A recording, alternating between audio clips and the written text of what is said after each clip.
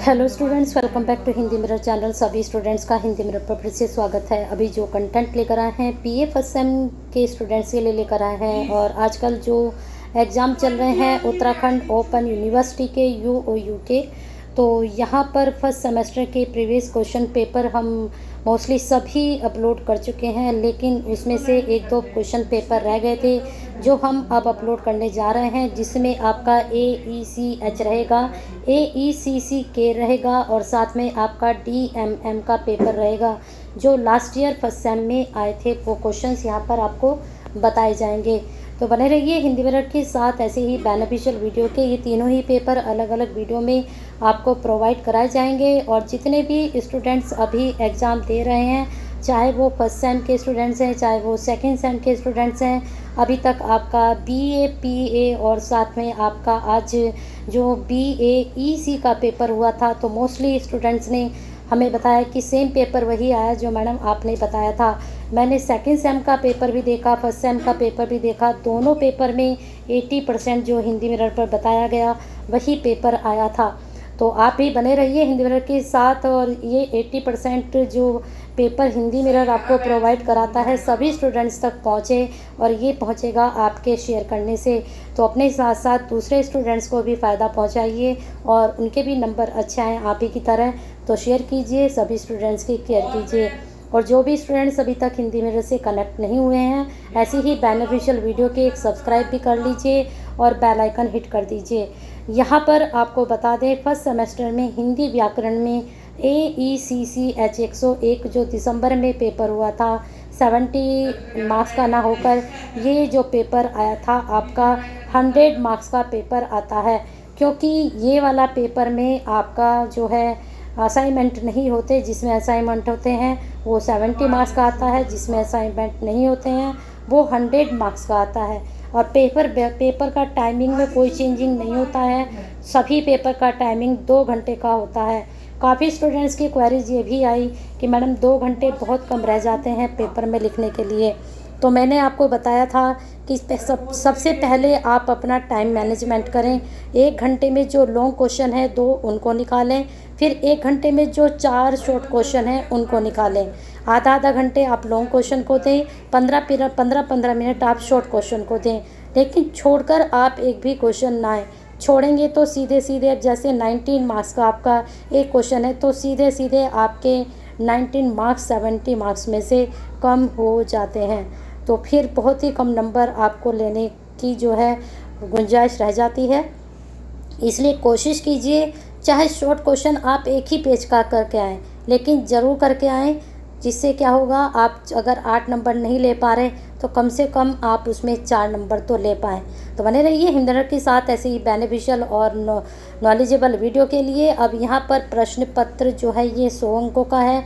जितने भी AECC, चाहे उसमें H है, चाहे उसमें K है, चाहे उसमें E है, चाहे उसमें आपका जो है H है, कुछ भी है चाहे आपका, तो आपका जी का जो है सिलेबस भी अपलोड नहीं है, जी का बुक भी अपलोड नहीं है। लेकिन जी की तब भी हमने बहुत हेल्प की थी लास्ट टाइम, और अभी भी जी का पेपर जो लास्ट ईयर आया था, जिन स्टूडेंट्स के पास फर्स्ट सेम में जी है तो वो पेपर देख सकते हैं। सेकंड सेम में है तो वो स्टूडेंट भी देख सकते हैं, क्योंकि सेकंड सेम में और फर्स्ट सेम में बुक में कोई चेंज नहीं है। सेकंड सेम वालों के लिए भी यही बुक है और फर्स्ट सेम वालों के लिए भी यही बुक है। अब बात करते हैं हिंदी व्याकरण में लास्ट टाइम किस प्रकार के प्रश्न पूछे गए थे। ये मैंने आपको बता ही दिया है। 100 अंकों का पेपर है, 2 खंडों में विभाजित है। अब यहाँ देख लेते हैं 2 खंडों में किस प्रकार से प्रश्न पूछे गए हैं। यहाँ पर खंड क में 5 प्रश्न, वही पैटर्न है 5 प्रश्न का, 2 ही प्रश्न यहाँ पर करने हैं और 26 अंक एक के लिए निर्धारित किए गए हैं, और जिसमें से आपको सिर्फ 2 करने हैं। अब 26 अंक का मतलब बहुत ज़्यादा आपको लिखना पड़ेगा 26 नंबर के लिए। अगर 5 में से यहाँ पर ये 3 दे देते तो शायद कुछ प्रॉब्लम आपकी सॉल्व हो सकती थी।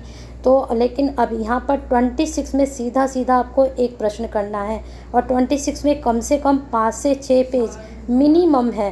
मैक्सिमम आप कितने भी भर सकते हैं, लेकिन मिनिमम आपको 5 या 6 पेज तो ज़रूर फिल कर आने चाहिए, तभी आप इतने नंबर गेन कर पाएंगे। बाकी अपनी स्पीड के हिसाब से आप डिसाइड करिएगा। प्रश्न देख लेते हैं यहाँ पर कौन कौन से पूछे गए थे। पहला प्रश्न पूछा गया था, ध्वनि की प्रकृति बताते हुए ध्वनि के भेदों पर विस्तार से लिखिए। स्वर ध्वनियों का वर्गीकरण प्रस्तुत कीजिए तथा ध्वनि परिवर्तन के कारणों पर प्रकाश डालिए। नेक्स्ट क्वेश्चन पूछा गया था, रूप में से रूप की संरचना और अवधारणा पर निबंध लिखिए।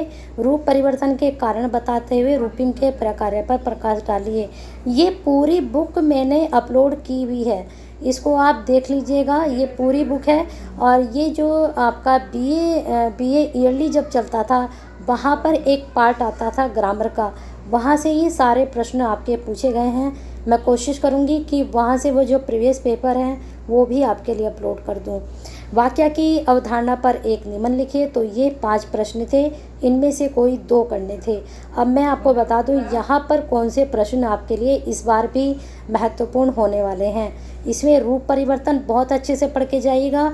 यहाँ इस बार भी 2 से 3 क्वेश्चन आपके ज़रूर पूछे जाएंगे। वाक्य को ज़रूर पढ़ कर जाइएगा। वाक्य में से भी प्रश्न 1 से 2 ज़रूर पूछा जाएगा। अब बात करते हैं शॉर्ट क्वेश्चन की खंड ख में।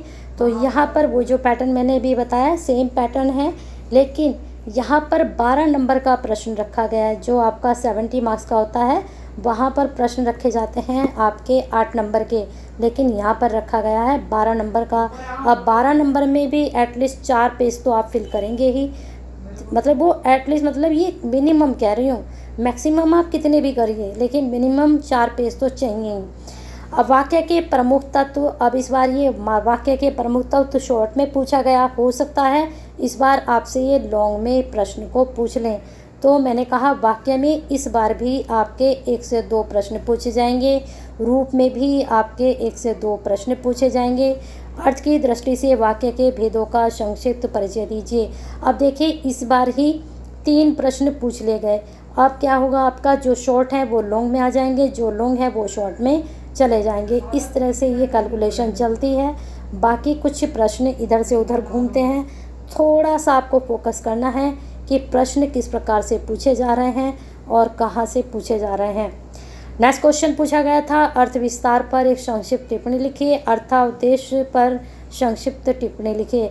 प्रश्न ये दोनों भी इम्पोर्टेंट हैं, इनको भी आप जरूर करके जाइएगा। अब बात करते हैं नेक्स्ट क्वेश्चन क्या पूछा गया था। यहाँ पर प्रश्न 5 पूछा गया था, लिंग की अवधारणा पर संक्षिप्त टिप्पणी लिखिए। मुझे लगता है इससे इजी प्रश्न और कोई नहीं होगा। वचन नंबर पर संक्षिप्त टिप्पणी लिखिए। ये आप बचपन से पढ़ते आ रहे हैं। कारक और विभक्ति पर जो है अंतर लिखिए। कारक और विभक्ति में क्या अंतर है इसको स्पष्ट कीजिए। इस प्रकार से प्रश्न बन सकता है। तो ये प्रश्न तो बिल्कुल आसान है, मुझे लगता है इनको आपको पढ़ने की भी ज़रूरत नहीं होगी। सर्वनाम क्या है, विशेषण क्या है, संज्ञा क्या है, ये इस तरह के प्रश्न हैं, इनको आप आराम से अटेम्प्ट कर जाते हैं।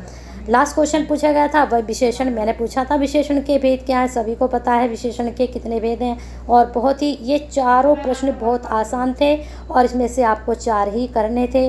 तो मुझे लगता है बहुत अच्छा प्रश्न पत्र आया था और इस बार भी इतना ही ईजी आने वाला है सभी स्टूडेंट्स के लिए।